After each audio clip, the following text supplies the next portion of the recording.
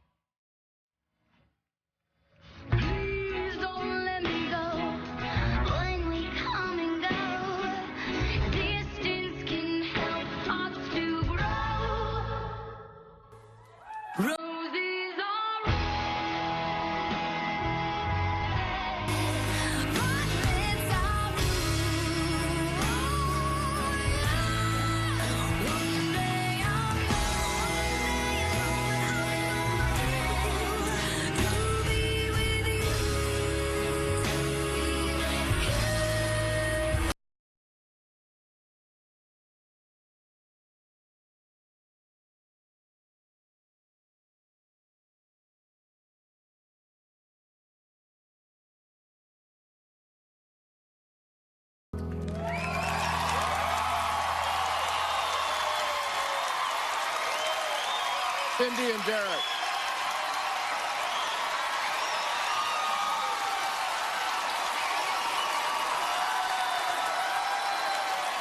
Come on.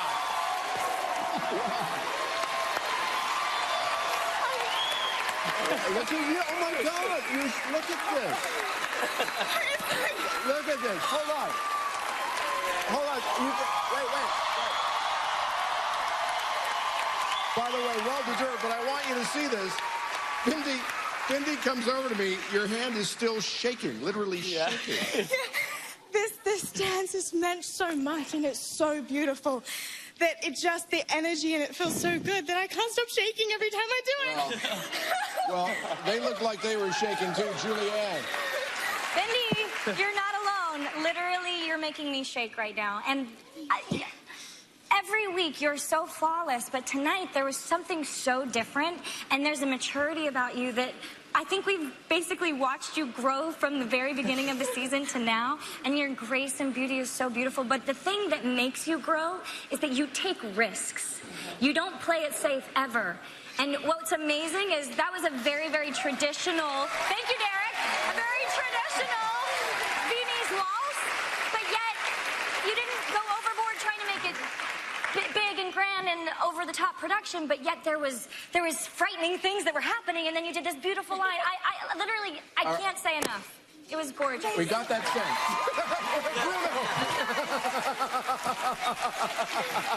Oh, my little diamond, you've got it, baby. This dance spoke for itself.